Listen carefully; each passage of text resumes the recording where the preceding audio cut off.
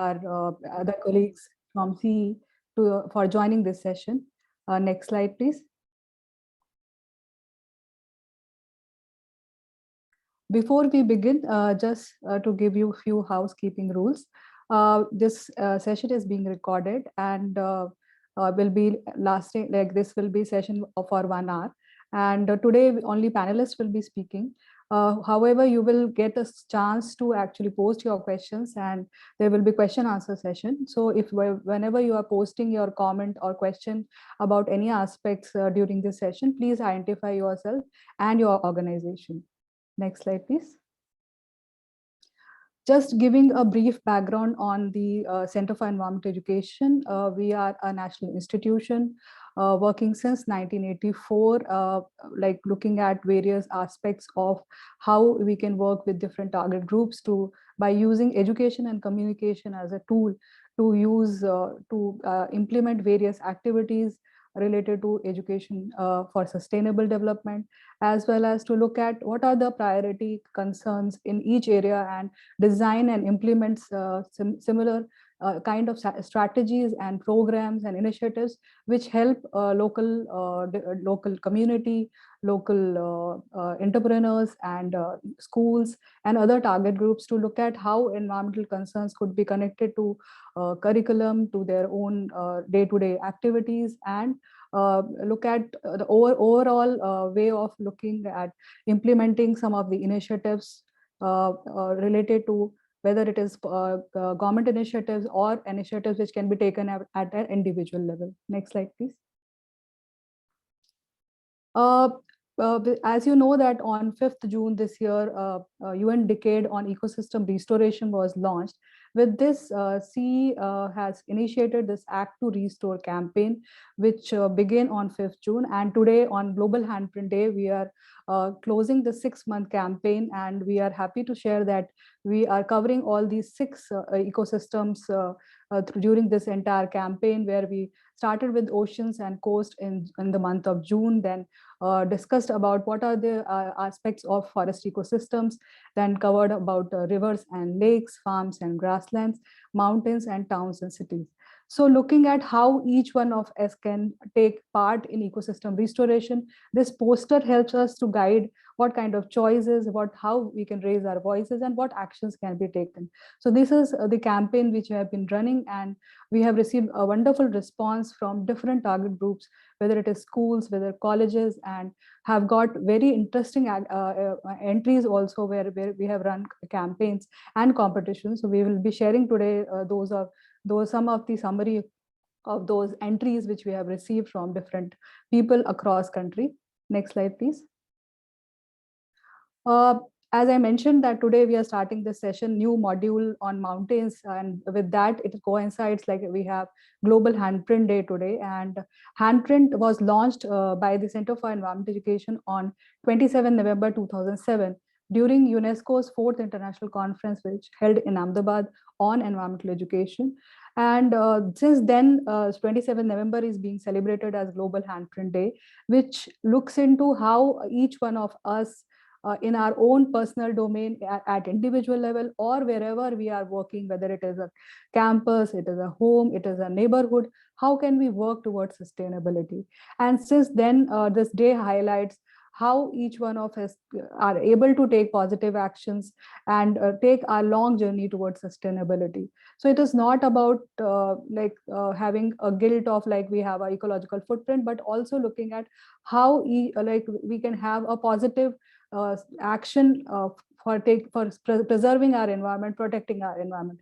Similarly, like the way we are talking about ecosystem restoration, it is all about how we see these issues and concern and think about what as an individual, as an institution, or as a professional we can do in this direction. Next slide, please. How this handprint concept evolved. So there is a story, very interesting story.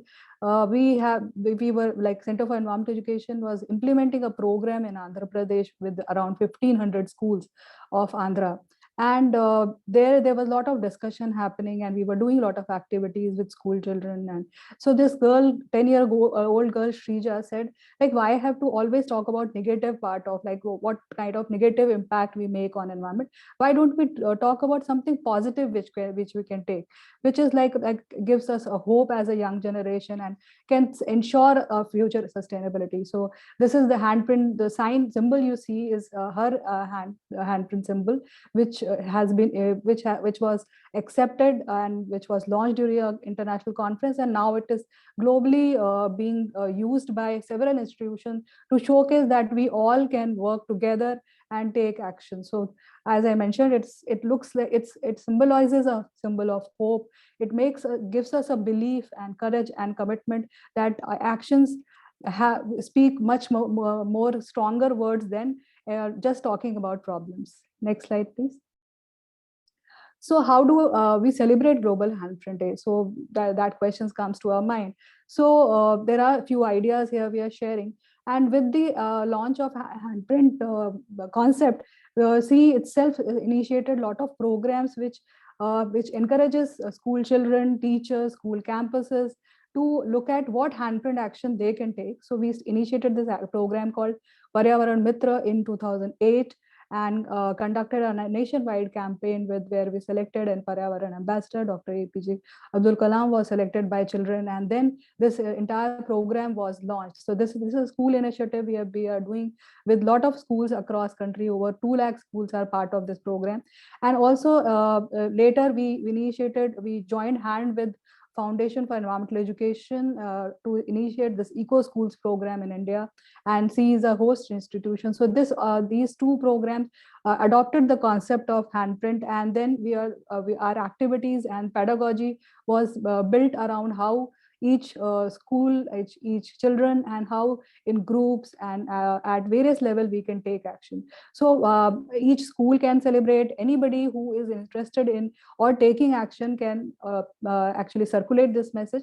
So we suggest that you can write stories, share blogs, articles, social media posts, what handprint action means to you in the present context, because we are facing a lot of problems right now. There are so many environmental issues we see, and sometimes it gives you a kind of fear. So this is the time where we can spread this message of hope that yes, we all can do something in our own work sphere. So you can share your story of positive change through a video or a photo, conduct virtual event, like we are not able to meet face to face right now, so we can do a lot of virtual events, share a lot of ideas on how we can adopt sustainable lifestyle. Then we can create handprint sharing community in our institution or neighborhood and plan sustainable action. Create handprint networks, like we can have like-minded people coming together who basically learn and adopt eco-friendly traditional and cultural practices. And also a lot of campaigns could be run, like for example, we have run this Act to Restore campaign, which is talking about not only what are the concerns related to restoration of ecosystem around you, but also looks into what kind of actions we can take, and share our voices, and say that what are the key issues which everyone needs to know about it. So there could be cleanup drive, donation campaigns, citizen actions, and we can conduct a lot of studies. Like you must have heard about that there are a lot of like backyard bird count and a lot of other, like putting up nesting sites and actions related to like cleanup. So those could be done on this day. So you could plan and think of some more ideas and share your global handprint. Whenever you are doing such actions, you can tag handprint sustainability to share your activities with us. And there is a website also, handprint.in, where you can visit and find some more resources. Next, please, Utsav. So talking about the today's session, so this is a Global Handprint Day event, as well as we are conducting first session of the ecosystem restoration module of under mountain ecosystems. So before we get into that, I'll just wanted to share that as part of like CE Academy also began with this 5th June, where we felt that this is a very important opportunity to work with youth, young professionals, and various educators to talk about what does ecosystem restoration means, and how do I look into integrating all these aspects in whatever I am doing, or if I am an educator, I am communicative about it. So how can I reach out to various people with the right message, right information, and right knowledge?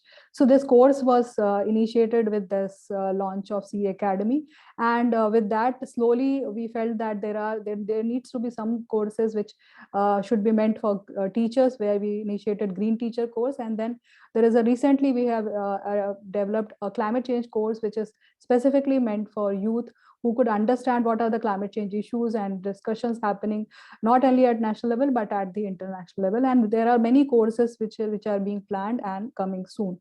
Next slide, please. So today, for the first session, we are very happy to have Dr. B.K. Tiwari with us, who is going to talk about mighty mountains and unique fragile ecosystem, because we all know mountain ecosystems are very fragile, and like a lot of things we don't know we get from mountains.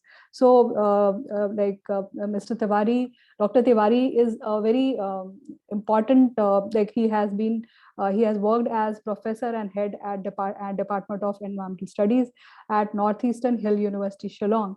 And there is a long, he has a very long experience in working related to teaching, scientific research, and also administrative experiences. He has worked as head of Center for Environmental Studies at the university, as well as coordinator, Regional Center, National Afforestation and Eco Development Board. He has been dean, School of Human and Environmental Sciences. He has authored several research papers and reports and books, which are really important references for people who are really interested in this topic.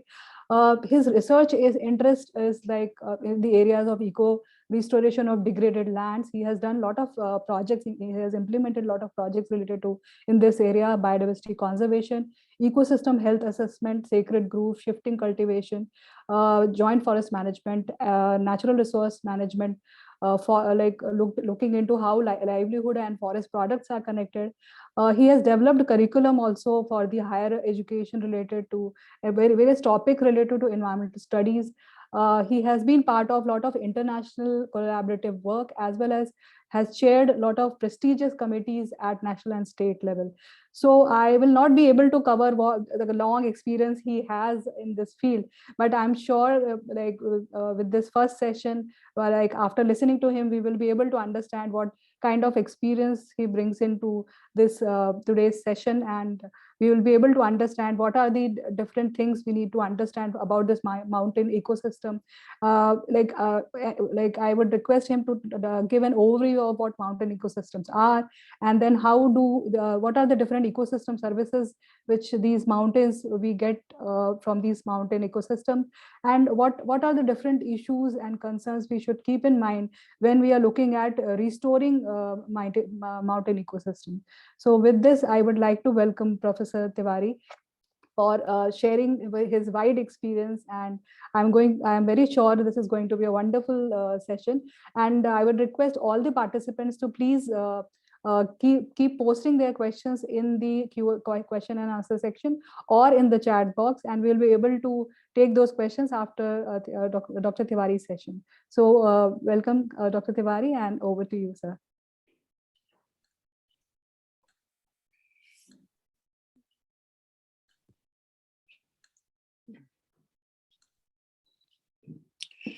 Thank you, Preeti. I am very happy and delighted to be part of this program. Today, we will be talking about the mountain ecosystems. As Preeti has already introduced the topic, the mountain ecosystems are one of the most fragile ecosystems, and they are unique in the sense that it is much different from all other ecosystems. Today's the time which Preeti has asked me is very limited. That is about 25 minutes I have with me, and the topic of today's discussion is very, very vast. And therefore, I will be confining myself mostly to the some of the outline, like briefly, very briefly, we will discuss about the salient features of mountain ecosystems. We will also, one slide will include on extent and value of mountain ecosystems, mountain ecosystem services, the issues and challenges for sustainable development of mountain ecosystems, what are the threats to mountain sustainability, and then finally, how to enhance the sustainability of mountain ecosystems. The salient features of mountain ecosystems, as we know, they are unique geomorphic features of Earth. They are characterized by high altitude, steep slopes, and rugged. Hello? Sorry, sir, interrupting you, but your slide is not visible. So, Sorry. I thought. do you want me to share the slide? Yeah, you can share it. Okay, yeah. Just moment. Slight modifications, but those I can take care. So it's not coming here. You need to share screen, sir. Okay. There is this green square at the bottom, on the bottom of the screen. नीचे है आप next to the chat and between the raise hand and chat का जो box है उसके बीच green color का, उसको आप click करेंगे तो आप share कर पाएंगे. नीचे में कहाँ पर है ये? green color का arrow right up arrow है उसमें. It's a rectangular box. Utsav, you can share, I think. I think हम लोग share कर लेंगे सब. Yes. हाँ. Wait a moment, sir. So I have it open. I'll share them. Okay. Share from there. It's okay. Yeah.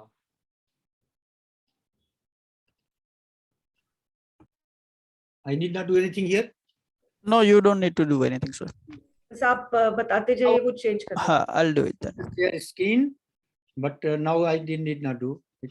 Is it fine? Yes, sir. Yes. Sir, the screen is visible now. So the You full can is go it to- screen now? Okay. So we, as I have already discussed about the time limitation. So another 2-3 minutes gone. So outline of presentation, I'm not going to repeat again. Next slide, please. The salient features of mountain ecosystem, as I said, they are unique geomorphic features on Earth. The main characteristics of mountains is that they are high altitude structures, they have steep slopes, and depending upon the latitude, they can be, the definition of mountain can be up to 300 meters or it can be up to 1,000 meters. The climatically, the mountains, in mountain regions, the climate or the temperature and vegetation structures and other things, they vary within a very short distance, and they are extremely heterogeneous ecosystems. So when we say heterogeneous, that means within a mountain ecosystem, you will find a water body, streams, rivers, you will find valleys, you will find slopes covered by the forest. There can be forest ecosystem, there can be grasslands, there can be even terraces and some of the agro ecosystems. So they are very extremely heterogeneous ecosystems, and all the other types of ecosystems are also found in mountain, like there can be city ecosystem, there can be all man-made ecosystems. So the mountains are very rich in natural resources, particularly water, biodiversity, forest, etc. But at the same time, the mountains are also characterized by poverty and ethnic diversity. You can find, because the mountains act as barriers, and because of the barriers, there is a lot of cultural, say, cultural variations as well. Next slide, please.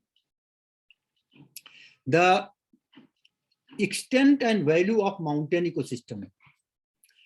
So as you see that about 1/4 of Earth's surface are covered by the mountains, and about 1/8 of the people, human population, they live in the mountains. The fragility of mountain ecosystem is mainly because of the slopes and because there are very thin soil. The surrounding lowlands of mountains, they depend on the mountains for variety of goods and services. Next. The mountains are because of the variability in habitat conditions.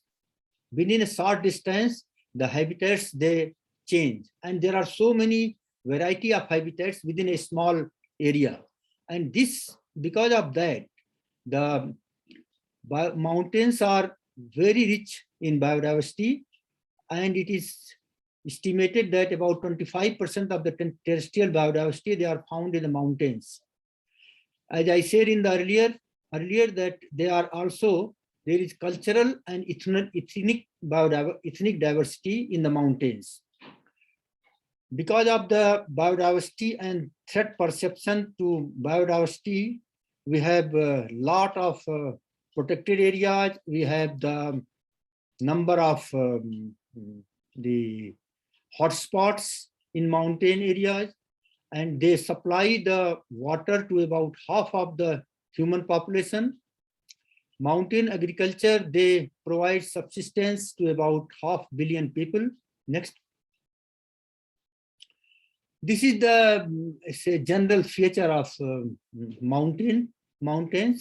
You will find a valley where there are sometimes fast flowing streams and rivers, and on the slopes, sometimes there are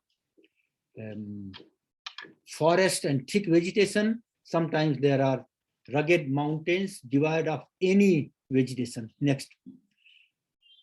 This is a picture taken by me in Meghalaya.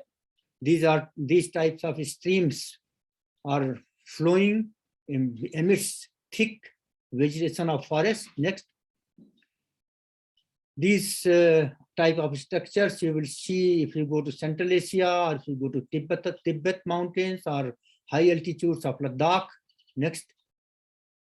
This is the type of structures you will find again mostly in arid mountain regions, where the mountain slopes are devoid of any tree vegetation, but and they are periodically covered by the by the snow and ice, but at the same time during summers they are slightly green, and some scrub vegetation they come. Next.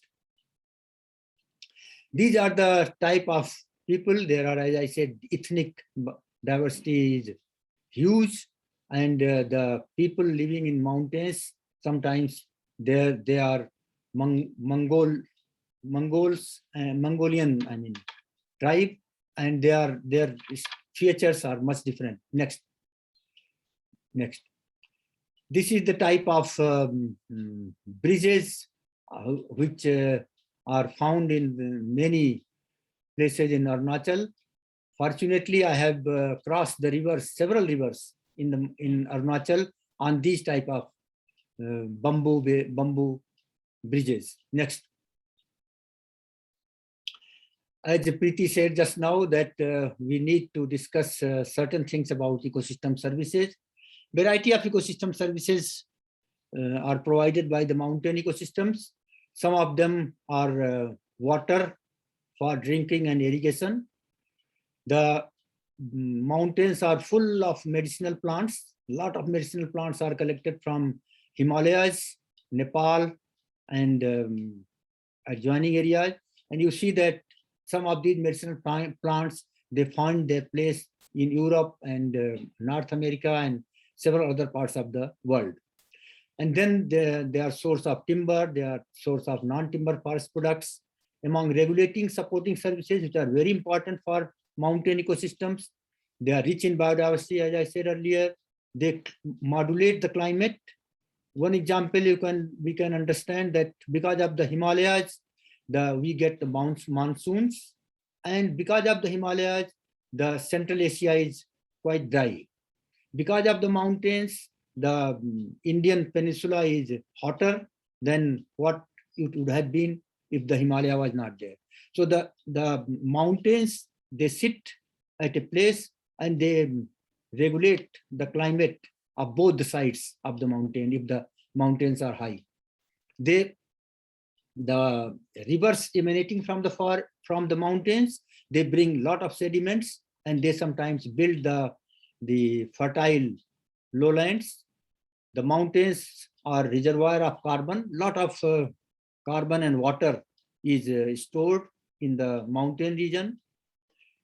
The people, they go to mountains for solace, for spirituality, and number of tourists, they go to mountains for scenic beauty and recreation. There is so much, as I said earlier, so many times, the cultural and ethnic diversity that also attracts people. Next, please. So these are some of the tourists. They reach right into the mountains and the places which are very, very pristine. Next. You see that how the tourism is celebrated. Next. Here, what I wanted to show is that the lowlands, just lower to the mountains, they derive a lot of benefits. Next, one of my own research I can show you. We have done several mapping of upland and lowland relations in mountain region. In one of the cluster of villages, we did the mapping of the resources, where you can see that the rivers and streams are originating from the forested uplands, and they reach towards lowlands, and thereby the lowland water supply is dependent on the upland forest and upland and the reservoirs. So this is a very small example of a huge, say, interaction between upland and lowland. This is only 2, 3, 4, 5 villages we have mapped and found that the interlinkages between the high altitude and low altitude. Next, please. This is the Darjeeling Himalaya. Next. Now we go to the issues and challenges for sustainable development of mountain ecosystem. Here you see that the threats to mountain stability. There are a number of threats. The most important ones are the rapid population growth and poverty in pockets. So there are poverty, and there is also the population growth, which is one of the threats. Then we have large deforestation and forest degradation. We have soil erosion, landslides, excessive grazing, forest fire. We see that other dry period, you will listen that there is a Uttarakhand fire, or there is a northeastern region fire. There are fire in Mizoram. So the mountain areas are more prone to fire. Then we are also, the mountain sustainability is threatened because of the change in agriculture and monoculture forest. Retreating glacier, the time is not there, but otherwise we could have discussed how the glaciers are retreating and how they are impacting the mountains and also the lowland. Unplanned urban expansion, unsustainable tourism, climate change is also impacting. In fact, the mountains are more vulnerable to climate change than the plains or any other area. And there is a migration and depopulation taking place, which is also a threat in many mountain areas. Next. This is the one example of forest fire. Next. This is Darjeeling Hills. You see that how the unplanned urban growth is taking place. This is not only Darjeeling. In any places you go in the mountains, the urban centers are growing rapidly, but in most unplanned manner. Next.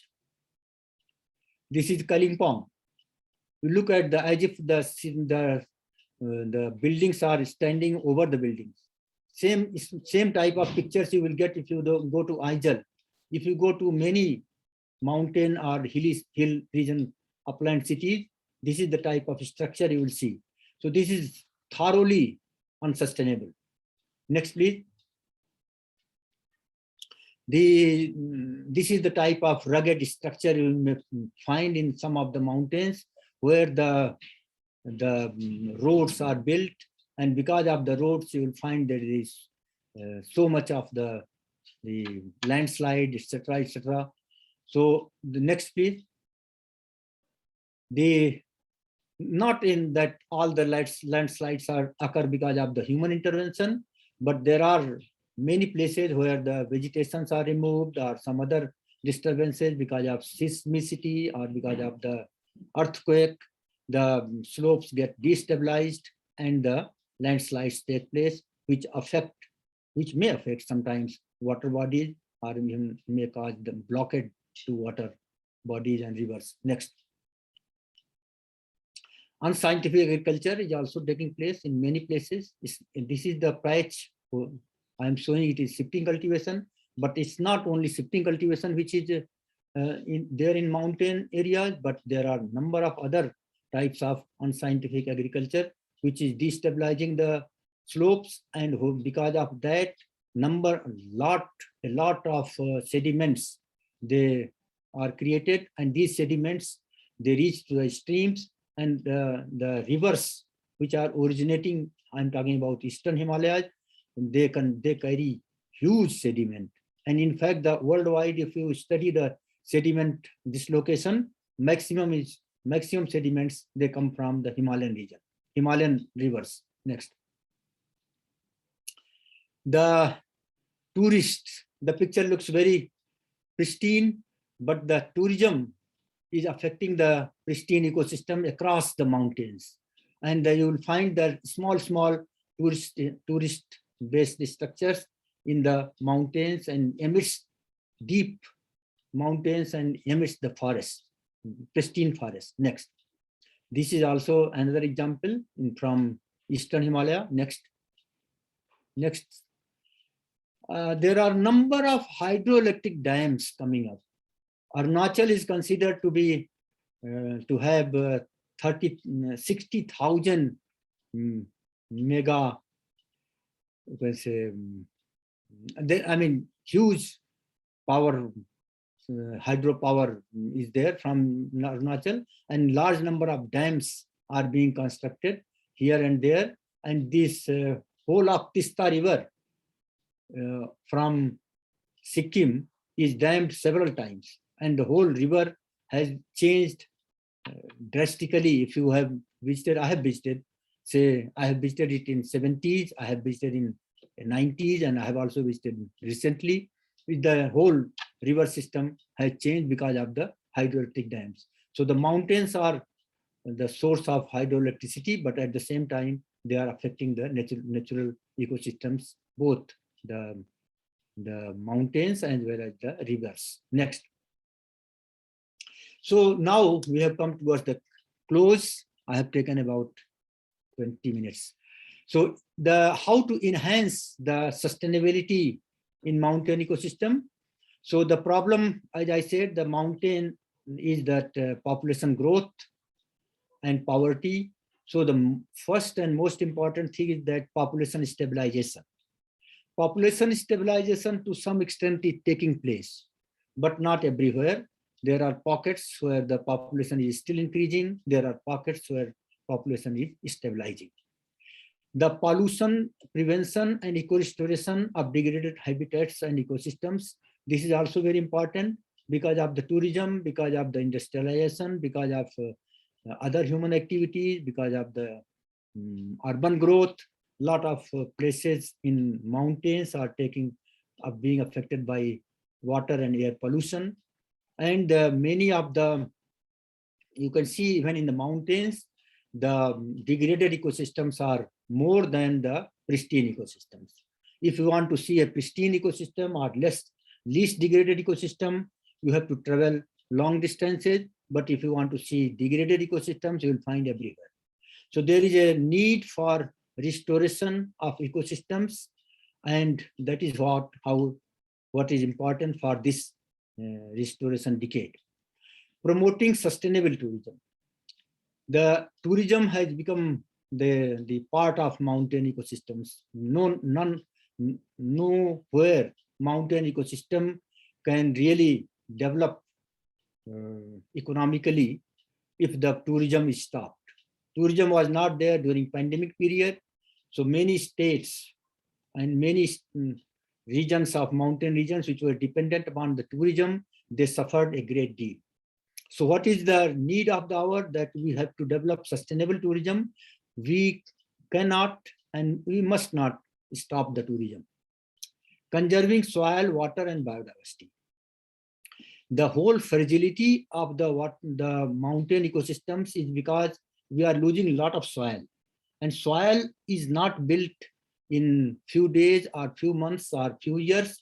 Soil development of soil takes several years, several hundred years sometimes.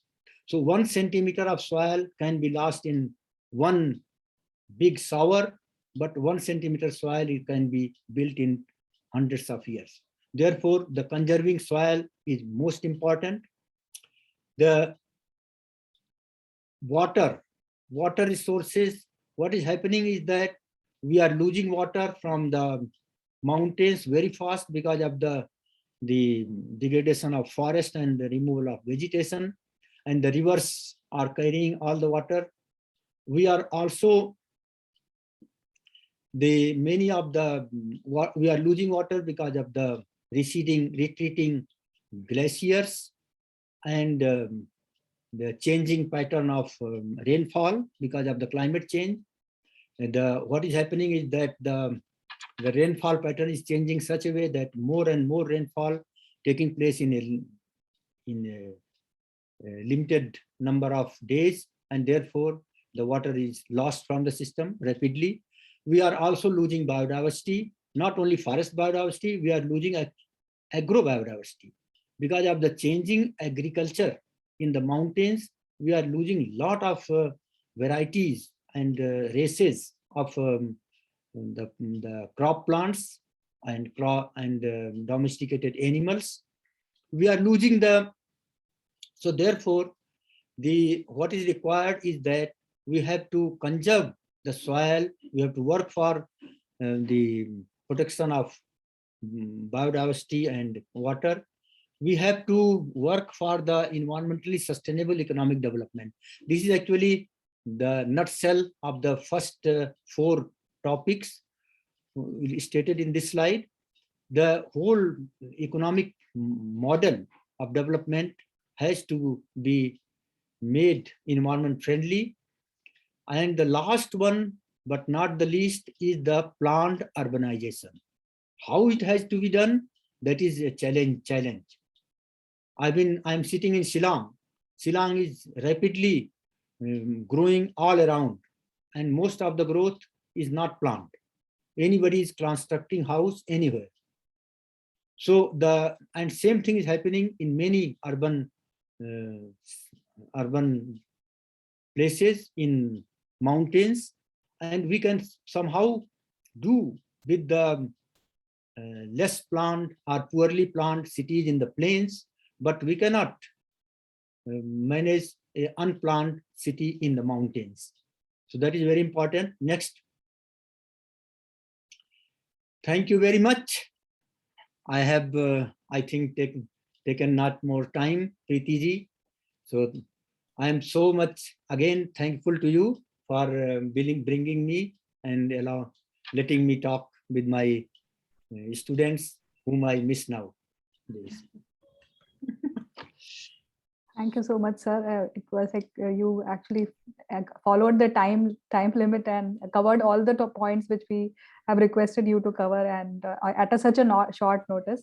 So I see there are questions, and Utsav, you would like to share those questions with sir for question answer session.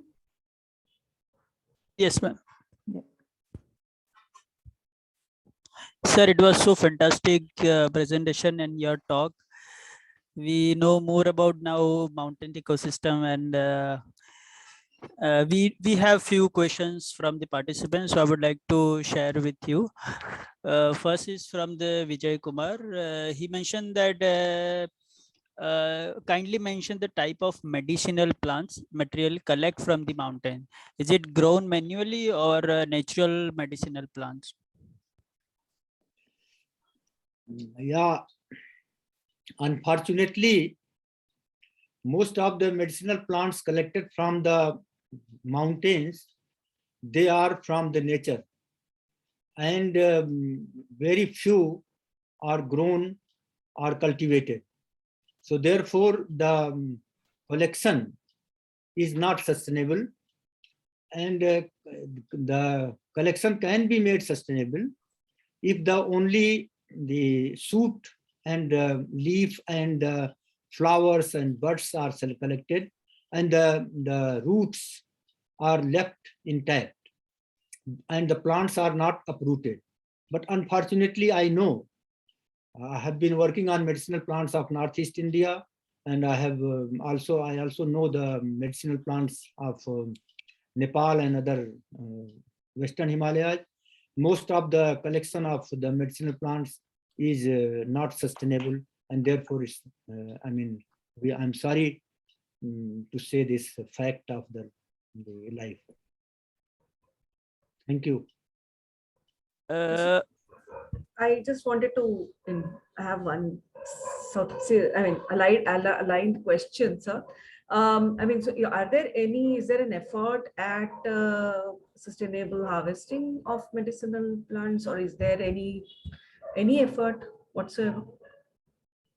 Yes. Yes, madam. There is a lot of effort.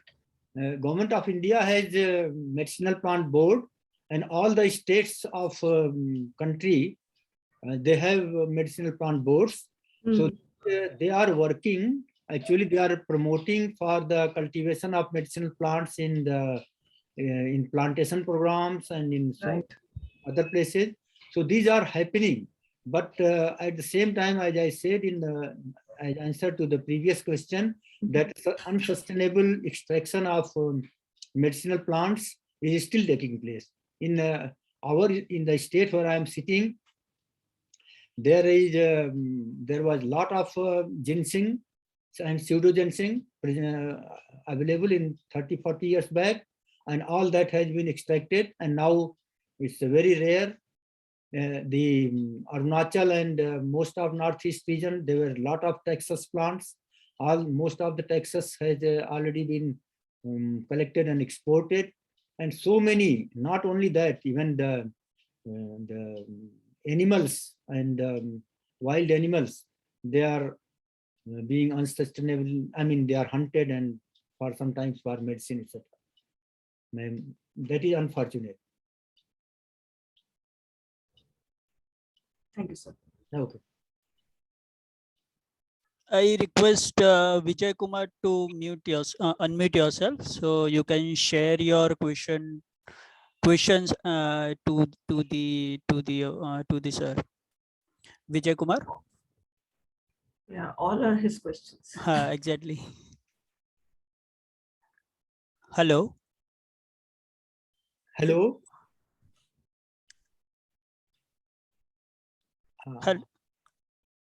हाँ Vijay ji.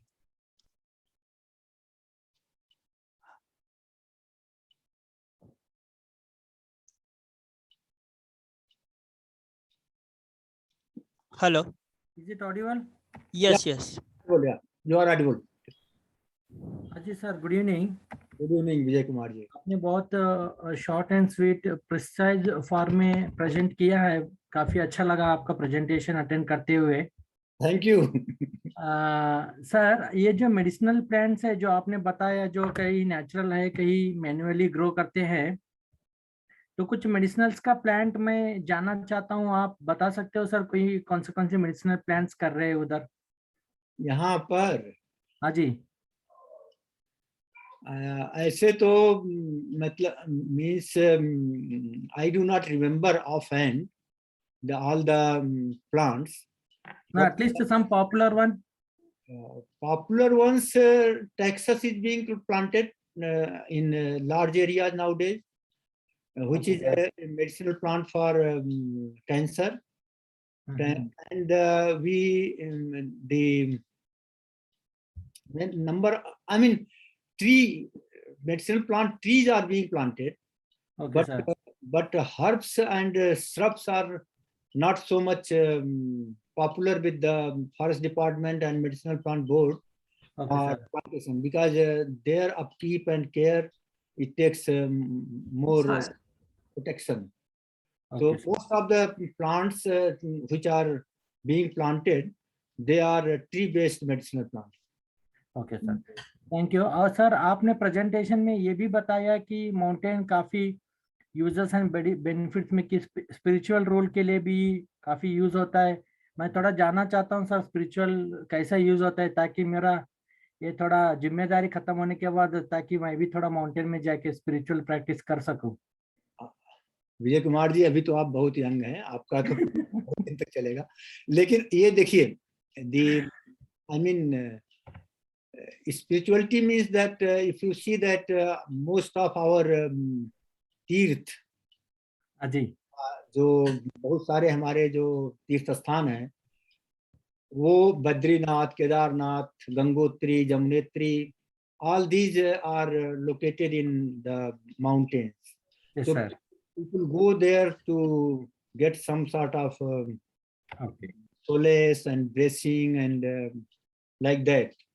So that is one attraction for a large population of India to go to the mountains, and sometimes people go and live in such places for a pretty long time just to I mean get some sort of get away from the day-to-day life, and some that is the reason why we To get the moksha, sir. moksha. Other people, these people, they get it, but the thing is that yes, that is the, I mean, some sort of meditation and some sort of connect super, I mean, Meditation, self-awareness, spirituality, liberalization, I mean, liberation. yeah, liberation from this type of day-to-day life. Sir ji और एक बात ये है sir, ये मैंने मेरा काफी friends Himalaya में रहते हैं, तो मैं भी हिमालय में काफी दिन काम किया हूँ। जी जी जी। तो शिमला, कुल्लू, मनाली, किन्नौर, जो भी माउंटेन बेल्ट है एप्पल का, जी जी जी। अभी क्या हो रहा है सर, वहाँ पे काफी जो भी गवर्नमेंट है या पास्ट गवर्नमेंट है, काफी पावरफुल लोग हैं, वो लोग क्या कर रहे हैं, फॉरेस्ट डिफॉरेस्टेशन एक्टिविटी भी काफी ज्यादा करते हैं। और दूसरी बात है, अभी गवर्नमेंट का काफी प्रोजेक्ट्स आ रहा है विद रेस्पेक्ट टू, आपने जैसा बताया हाइड्रो इलेक्ट्रिक डैम हो गया, आई मीन इलेक्ट्रिसिटी कंजप्शन हो गया, ब्रिजेस हो गया, ट्यूनल डालने का माउंटेन के अंदर। इसके वजह से अभी रिसेंटली 3-4 महीने से पहले हिमालय में काफी गड़बड़ हो गया था, इन द सेंस कि बहुत सारा बारिश और लैंड स्लीडिंग का बहुत बड़ा इशू हो गया था बिकॉज ऑफ दिस प्रोजेक्ट्स। आप क्या बताना चाहते हो सर कि ये गवर्नमेंट राइट डायरेक्शन में कर रहा है, कमर्शियलाइजेशन का नाम पे पूरा डुबा रहा है लोगों को या इकोसिस्टम को?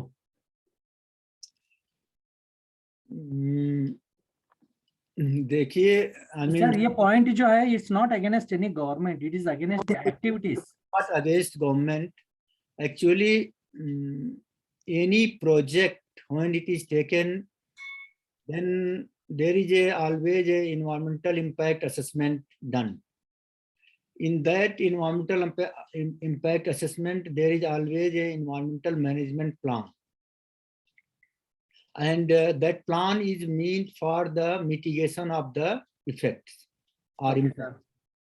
So if I mean those plans cannot mitigate 100% impact, but at least if those environmental impact, those management plans included in environmental impact assessment, if they are adhered to, the impact can be really minimized. What happens, I mean, I'm not criticizing the government, but what happens that once the clearance is given, environmental clearance is given, then the management plan is set aside and the project is implemented right and left without considering are taking in account the management plan. So this is one thing which is a reason. The second thing is that many mountain regions, they are bordering with the international borders where there are number of threats with the defense, and therefore the government, present government or even past government, they have been constructing roads right up to the borders. And because of the road construction, the landslip is taking place, large areas of forest is getting degraded, the biodiversity loss is taking place, and lot of damage to mountain ecosystem is taking place, both in Arunachal hills and also in the Uttarakhand and Kashmir hills, Kashmir mountains. So this is I mean, I think if you have you are acquainted with the current developments in this region, you know that the Supreme Court is considering these issues, and the government has already given the statement in the Supreme Court that defense cannot be compromised. So this is the, I mean, there are a number of other issues which are interlinked, but at the same time, if the people living there, if they are, I mean, made sensitized, and if they want and they really work for it, the environmental damage or depletion or whatever degradation can be really minimized and can be taken care.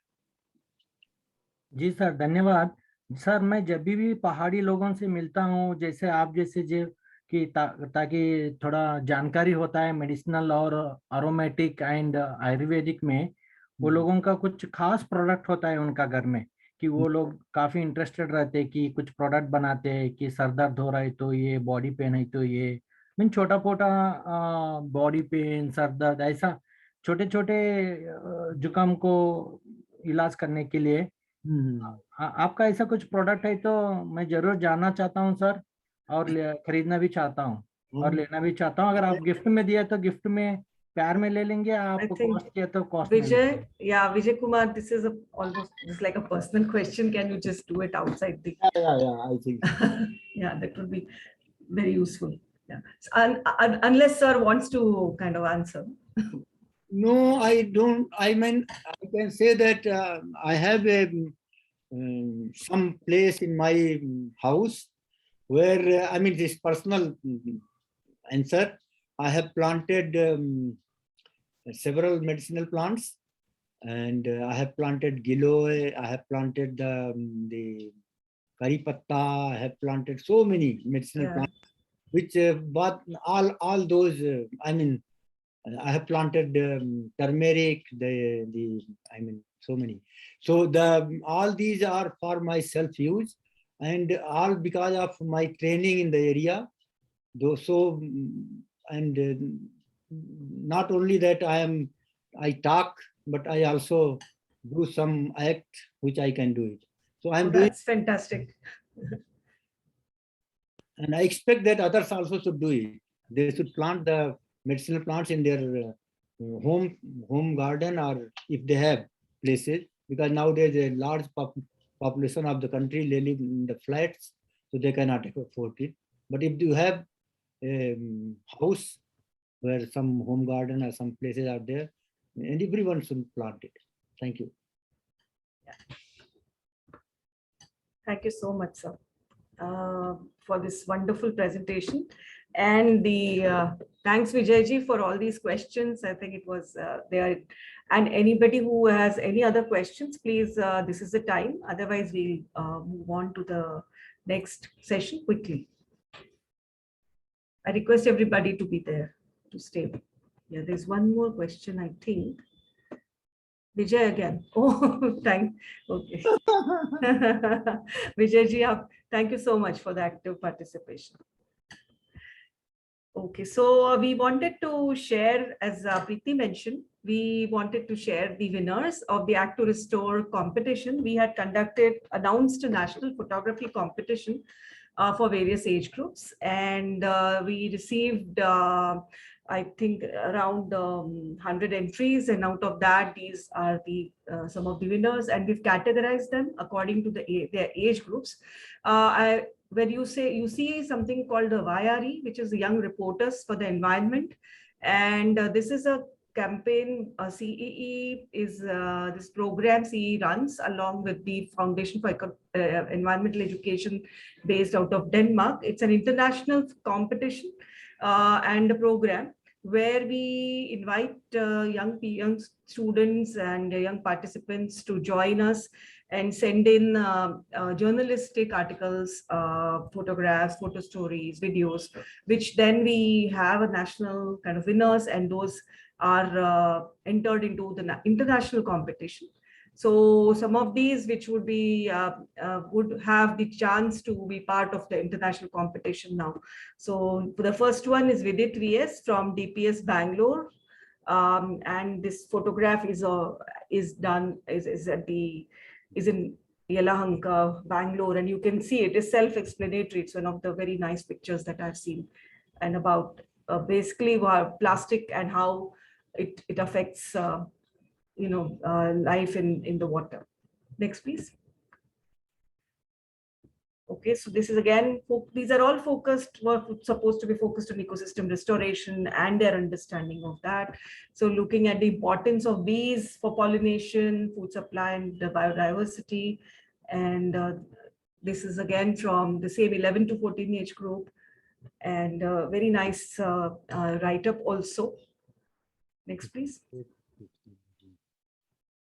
And third is Nirja Ankit Patel. She is from Gajera Global School, Surat. It's a beautiful picture.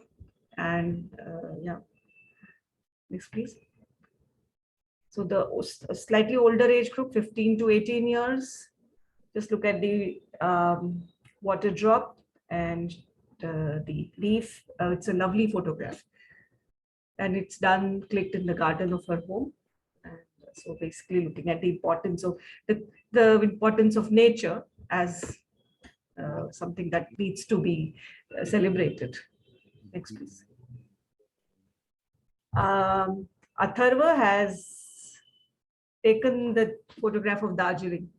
So, sir, आपका जो photo था उसने, he's also, I think he's been revisited Darjeeling, and he also felt the same pinch that you were talking about in terms of how tourism and urbanization has become rampant in the hills, and so the beautiful and verdant kind of biodiversity in these areas is affected by this place.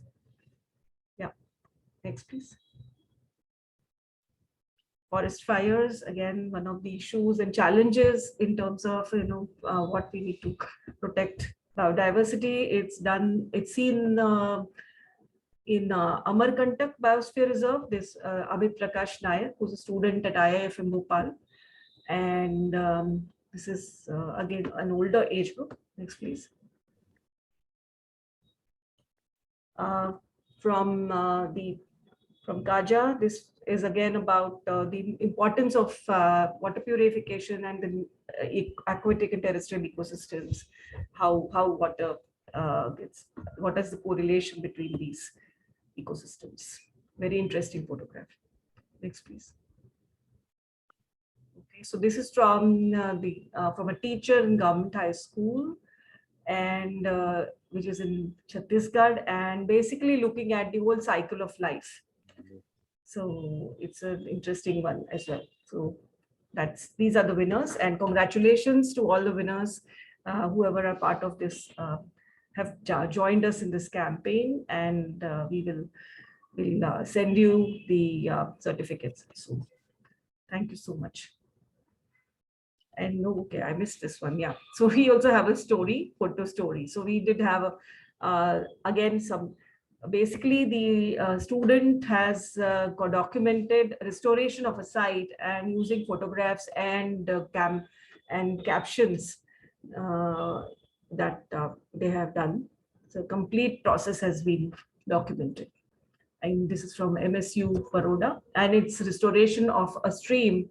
The interesting story here is also when they restored the stream, it brought back the crocodiles, which used to be part of, which used to be there in the stream and had disappeared thanks to all the solid waste that got dumped into the stream. So once that got cleared, the crocodiles were back, and so were the turtles.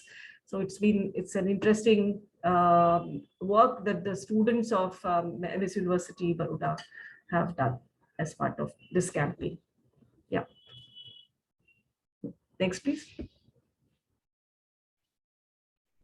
Yeah, thank you so much. And on behalf of the Center for Environment Education, I once again thank Professor Tiwari. And we were really, it set the tone for the sessions, next 3 sessions that we will have. And we hope to keep in touch with you, sir, for longer discussions on some of the key aspects that you were talking about. So that would be, we'll definitely trouble you. I hope you don't mind. No. Please give me a little more time. We will do that. We will do that, definitely. Maybe 40 minutes or something like that. Surely, sir. Surely. So that we can, I mean, really. Yeah. Yeah, fortunately or unfortunately, the day coincided with the Global Handprint Day. So we wanted to take this opportunity to also award the winners. So therefore, aapka time thoda kam ho gaya, sir. But I think we will definitely do next time, 40 minutes. Zarur, sir. Zarur. Thank you. Thank you very much. And thanks to all the participants, and please spread the word that the next session is going to be next Saturday.